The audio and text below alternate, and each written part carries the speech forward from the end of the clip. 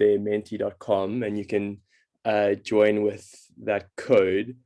And then there will be like, I think the first slideshow is basically a question where I just ask for some answers to certain things, which it's all anonymous as well. So you don't have to worry about yourself being exposed. But just if you would like to join there, then you can do that. So basically, sorry, I just want to close this door. Sorry. So basically, as you can see quite boldly there on the slide, today I'm going to be talking about endurance. And I think I wanted to start off by maybe asking a question. And for the 4 participants in our slideshow, that question is, what comes to mind when you think of the word endurance?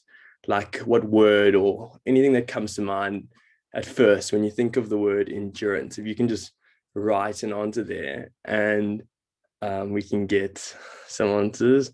Okay, well, I think those are the only 3 you're going to get, because I see we have 3 participants. But that's very interesting, because I think that definitely displays, physically what we see endurance as. We can see over here, we have everything has to do with the race, running, a marathon. So it's something that's very tough, and it's something that's tedious. You have to work quite hard for that. And in essence, it's just something that's very hard, but we do get some enjoyment out of the end. I don't know whether it's completing it or something, but I can see over there's obviously lots of similar answers.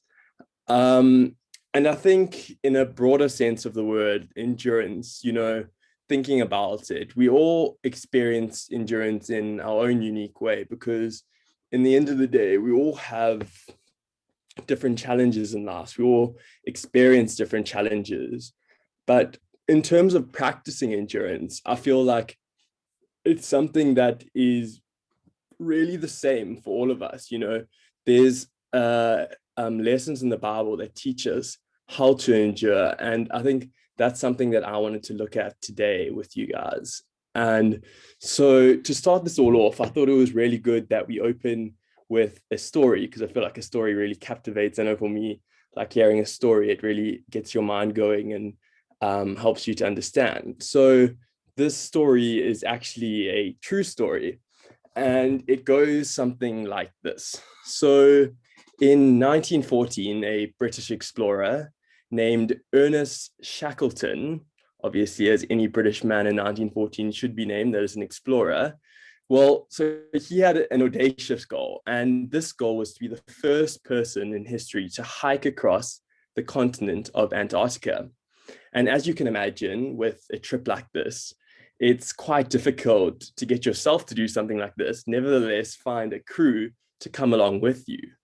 But after a couple of months of convincing and planning, he finally reached his correct capacity of crew, and off they went on their ship down to the Antarctic.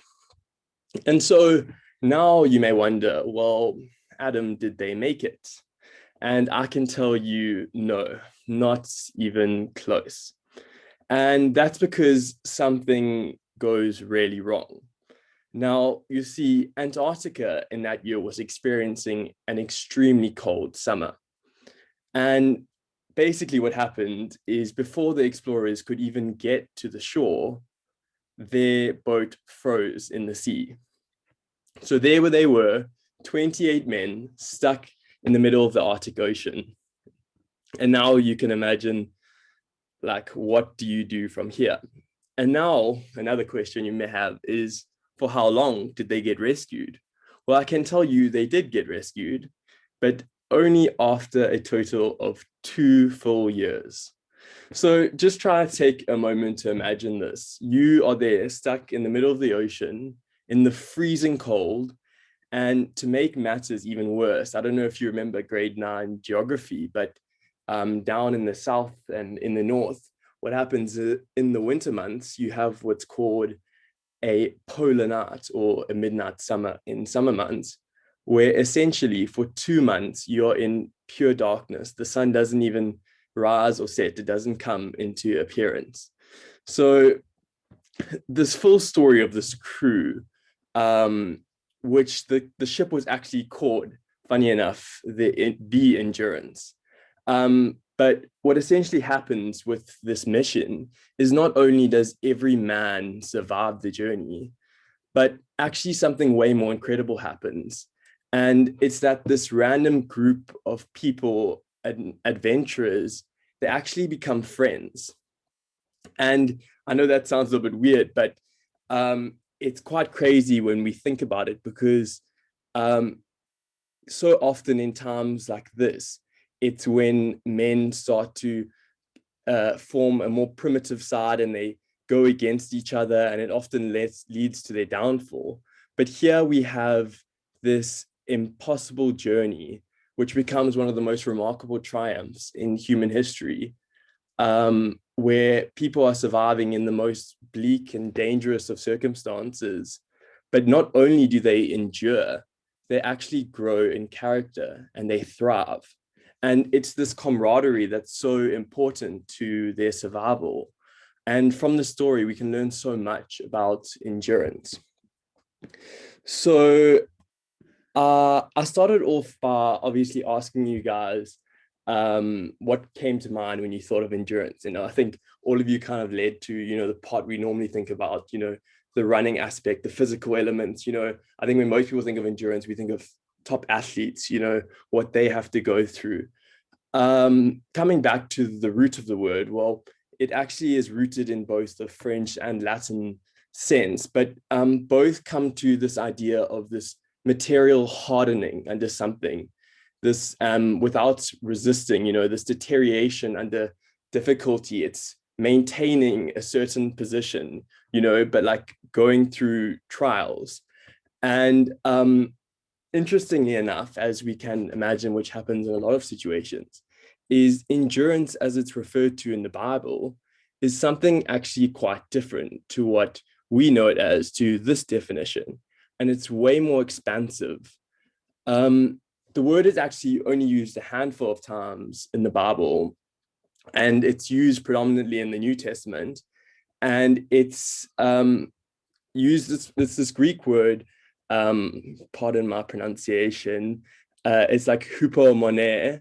It sounds pretty French, but that's what the YouTube video of how to pronounce it said. So don't hate on me. But it's this word, this Greek word, which in a more direct translation means patience or endurance, which we're going to learn actually there's a deep link between patience and endurance, how together they actually are very important and they interlinked all the time.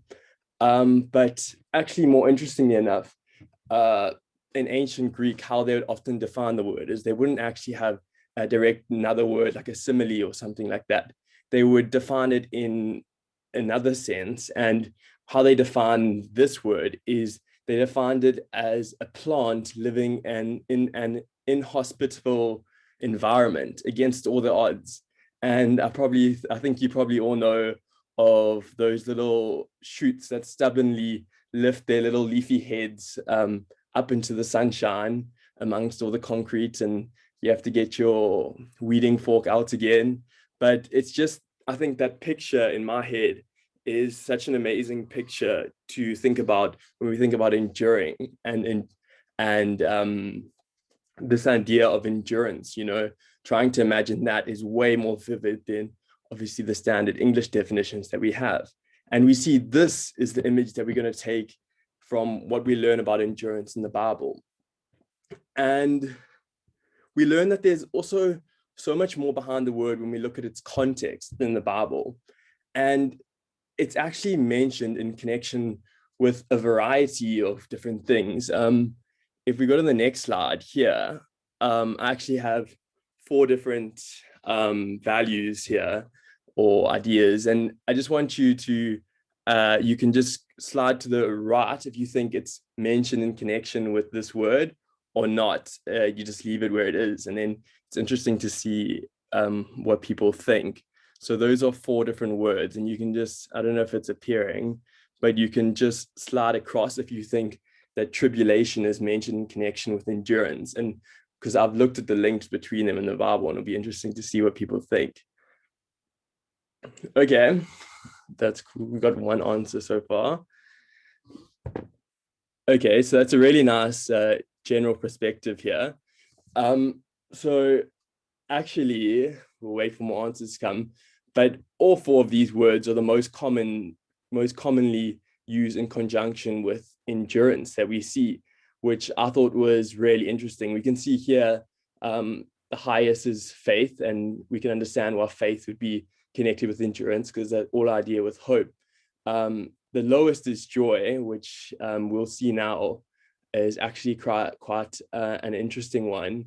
But what's interesting is obviously all four of them are linked with endurance, and I think at least all of them are past the halfway mark. So majority of the audience did guess that.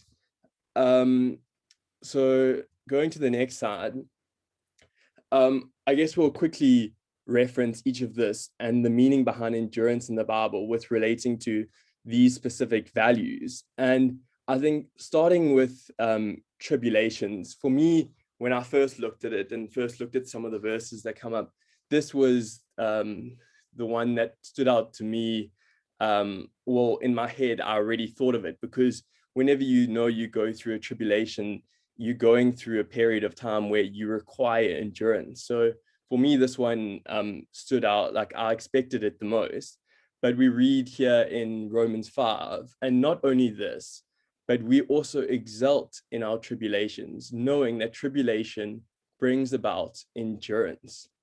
And I think here, just quickly, we learn that like our spiritual commitment is tested when we kind of encounter these afflictions, and I think that is encompasses how endurance relates to tribulation. And then similarly in faith, we read in James that it says, for you know that when your faith is tested, your endurance has a chance to grow.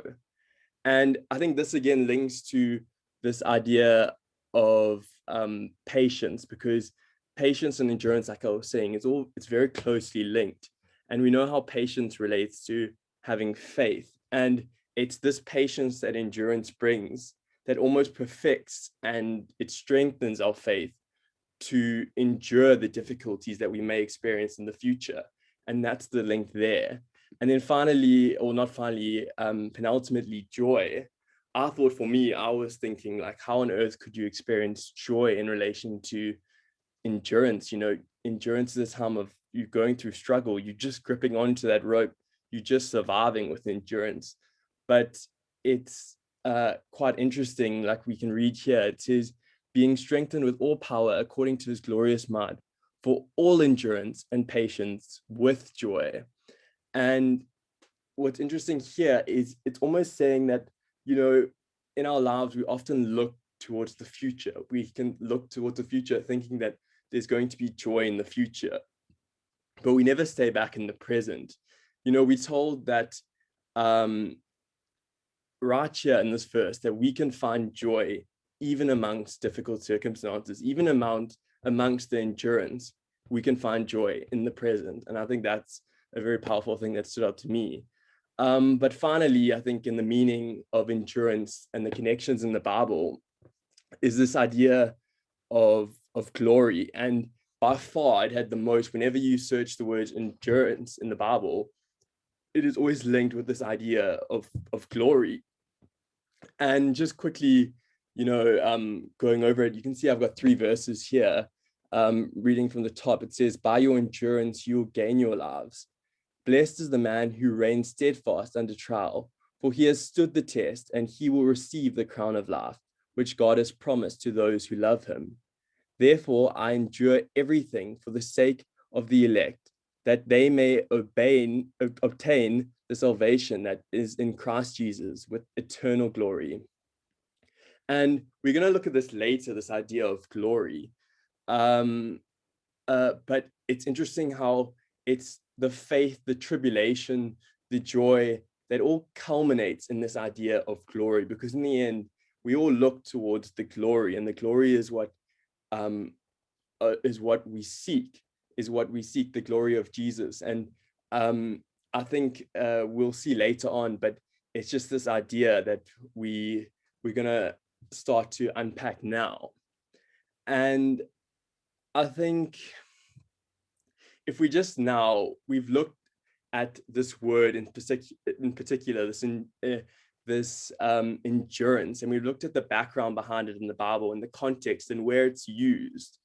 And we see that it's so deeply rooted in our livelihood, you know, from our faith to our turbulence to our joy. It's all in there. And what we will ultimately see, which we're going to look at now, is what it can do for us. And that's why I think we're going to take a little step back here, and we're going to look at how to try and understand how to practice endurance. You know, it's all good knowing what it is, but to understand what endurance actually does for us, you know, what is the do, you know, the action, the verb behind it. And I think Romans 5 actually gives us the best understanding of what endurance does for us and what it can do for us. So we read in Romans 5, it says, "More than that, we rejoice in our sufferings, knowing that suffering produces endurance, and endurance produces character, and character produces hope, and hope does not put us to shame, because God's love has been poured into our hearts through it." And I just think that's such an important piece of scripture, especially in talking about this topic, because it brings together a variety of points. And I think the first one we get from this, and now that we're looking at like what endurance does for us, actually we've learned what endurance is, but what it does for us. You know, the first point we gain here is endurance is hardening. Remember how I talked in the beginning about the English definition, and it's that hardening. And there's nothing easy about endurance. You know, it's having to withstand that difficult situation when you're running a marathon and you kind of on your last legs, your knees are buckling and you can't grasp any air, your heart rate's up. It's really in that time of need. And we see in our own lives and throughout the Bible that God uses hard things to make us into loving people. And I think if we look back to the story I told you of the people on the boat, they had to probably endure some of the hardest times, and they didn't turn on each other. They found their own needs for survival, and they realized that if they were to survive, they had to endure. And I think the next point we get from this verse is probably the most important and the main message I kind of want to bring together here with endurance, and that is endurance brings character. So the idea here is not that when circumstances push on and life gets tough and you have what it takes to push back on them and to stay strong, but it's not just that, it's also the character. It's, do you have the humility to stay soft at the same time? And that is when the character comes in. And as we looked at endurance, you know, on its own, it teaches us to maintain, but the character that endurance gives rise to, it helps us to keep a strong mind, but so too a soft heart. You see, if we look at the English word endurance, like I was saying, and the straight definition, it's all about maintaining, you know, sticking to the course, which is all good, but there's really not much to that. But rather in Romans, you see, we taught that there's something far greater. You know, we can seek, and then there's an endurance that brings forth the character, and it's something active. Remember how I was talking about the do, because often, you know, we can just go via life in the passive, but it's the active, it's the do, it's what it's actually going to do for us, what we can do to achieve it. And the Bible teaches us that enduring, it's not only, it's going beyond just enduring, you know, it's getting past tribulation, maintaining faith, but in a doing sense, it's actually persevering. And this word, humamone, what we're looking at, the Greek word, it's not simply this patience that simply waits passively for the storm to pass. No, it's the spirit that stares down the storm. It's the spirit within us. We bearing all of the difficulties of life and everything that comes across us, but it's not just not giving in, it's having the hope to see that the glory that we're talking about is coming. And it's what transforms all of our hardest trials into our victory. And it's all done through that humility, through the character. And obviously, no life exemplifies the no life exemplifies the character of endurance than the life of Jesus. And this idea of having a strong mind under suffering, Jesus shows us that amidst the hardest of circumstance, he can really see reality as it was. It's Jesus who was stuck in the desert, tired, hungry, thirsty, yet he was still tempted, and he could still see the words of God's promises and recite them to his enemy. It's the same. I think ultimately it's the same when Jesus was before the cross and he was there sleepless and sweating, and he says, it's your will and it's not mine. And Jesus was keeping that strong mind while still maintaining that soft heart that we can all learn from. I mean, it's the same as we all know amongst any great trial. It's possible to endure simply by shutting yourself down against the world. And I think we can all relate to this, like that kind of thing when we're going through great trials. It's so easy just to hibernate, just to close off, deal with it by ourselves, don't let God into our conversation. It's just so easy, to feel bad for yourself, just to feel sorry and just endure it ourselves. But you're gaining nothing from that. Maybe you'll endure that one battle, but what about the next? And that's where we learn, where the character comes in, where it's no longer just about enduring, it's about persevering. And that's where Jesus again comes in the midst of horrible violence. He cried out to forgive them for their deepest battles with the evil and the suffering. And Jesus saw that he was sent out there to forgive them sins, the same people that caused his demise, the same people that caused him to be in the position he was. When he was amongst his polar night, he still had that soft heart. And I think ultimately it brings us to one of my actual favorite verses. It's the verse also pretty much surrounded about this idea of endurance, and it's Hebrews chapter 12. And you can see we read here, therefore, since we are surrounded by such a huge crowd of witnesses to the life of faith, let us strip off every weight that slows us down, especially the sin that so easily trips us up, and let us run with endurance the race God has set before us. We do this by keeping our eyes on Jesus, the champion who initiates and perfects our faith. Because of the joy awaiting him, he endured the cross, disregarding its shame. Now he is seated in the place of honor beside God's throne. Thinking of the hostility he endured from sinful people, then you won't be weary and give up. So here it is. It's set before us, this race of our lives. We taught that to run with endurance, as we have learned, we need to have our eyes fixed on him, focused on him, because he perfectly exemplified what it meant, to endure. He materialized enduring with character, hardened, but with humility. Jesus didn't just endure in the English direct sense of the word. He persevered. He went beyond. He didn't just endure the cross. He persevered the cross. He defeated death. He was victorious.